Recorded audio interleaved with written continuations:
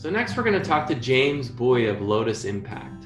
Lotus is an impact investment firm based in the US and in Vietnam, and I got to meet James a couple of years ago in Southeast Asia and was fascinated by the work they're trying to do to bring kind of a multi-dimensional framework on sustainability to support investment in small-scale producers. This includes things like climate change and gender equality and things like that. Obviously, for the work of seafood improvement, it's mostly been focused on using market buyers as leverage. But of course, impact investment could play a really important role if we can find a right way to deploy it. James, of course, has a lot of insights on this key topic. So I'm James Bui. I'm the founder and managing partner of Lotus Impact. Ever since I first heard about impact investing, it seems like this thing that could really help scale things dramatically, right? Because generally speaking, investment is helpful. But it always seems like the challenge has been the framework. Yeah, exactly. So let me meet you at that question.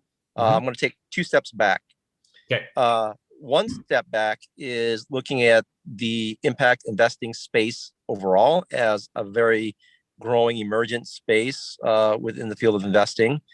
So there's going to be a lot of learning there, because not just because you're doing impact investing means you know what you're doing. I think people have really good intentions and are still trying to figure out how to take those intentions and make it practical for folks like yourself, Corey, to make something really happen, right? So a lot of testing going on. Another step back from there is the actual intention itself. I think, where's this all coming from? So we always ask the question of purpose. So why in the world would impact investors and enterprises come together? Because of the economy, because of trade, and those sorts of things.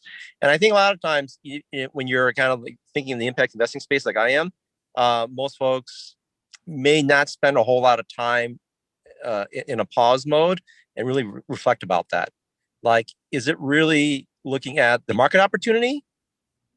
Or is it really looking at the social inequalities, or looking at the deficiencies or inefficiencies of a supply chain, or looking at, okay, so when we think of ESG or we think of climate impacts, is it because of just climate impacts that now we need a financial structure to make it work? Or is it because, there's something actually been going on for a while that's actually been causing a lot of climate impact, right? I think that impact investors such as Lotus are very excited to work with an ASIC, precisely because I feel like it's like a missing ingredient in a recipe that we're trying to invent, right? We're really trying to figure out, well, there is a lot of growth in demand in these types of products. There is also an understanding that it's not sustainable to kind of produce at higher levels. We also understand that the way that the system's built is not working all that great either, right? Just a couple of observations. And when meeting ASIC, you guys are covering all that at the same time, manifesting it in actually something that's really working, right? For example, we talked about fisheries improvement projects, but put all the onus of that in the hands of the entrepreneur or the enterprise, saying, I'm not going to do it. And they're like, what? Like, you kidding me? I'm barely surviving as it is. How can I go do more, right? And ASIC comes along saying, well, we recognize that, right? It was never really meant to put the onus on the enterprise, but build or co-build and co-design with enterprises. And that to me is a far better way of going about things. And as a missing ingredient that allows like a Lotus of the world to participate and say like, okay, so how can we work together to really, make something better here, right? We recognize the inefficiencies of the supply chain system. We recognize that capital can be injected in certain areas where it makes sense, right? So then that puts the onus back on us as the financiers to say, well, what instrument could we use? What could we do in moving capital, right? And learning from the lessons that ASIC has already learned in the fishery improvement business already.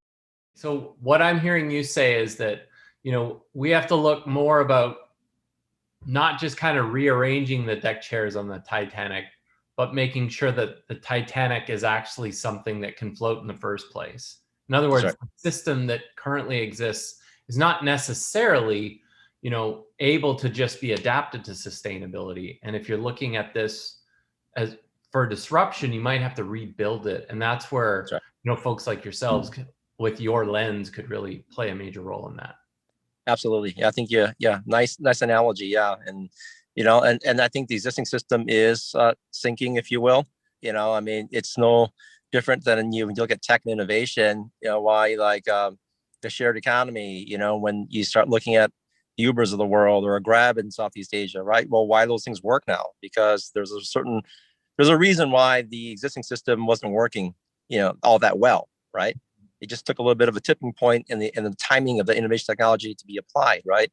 I think we're probably heading something similar here in this space as well. So, in terms of the tools to kind of make this kind of change, sustainable change, one could argue that there's concern about, well, there's too many standards and certifications and all this kind of stuff, right?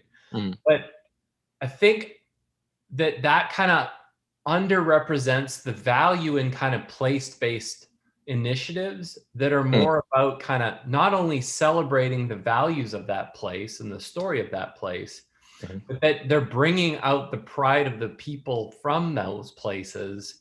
And in some ways, this might be a little too far reaching, but there's something, I think, to this idea of relationship assurance. Whereas if you're just some cold, we're just going to assess you, we don't really care what your name is or anything like that. I mean, they do, of course. That's different than being like, no, we know you. We've worked with you for years. We've helped you get to this place. Yep. And all we're doing and then is just kind of checking some official boxes.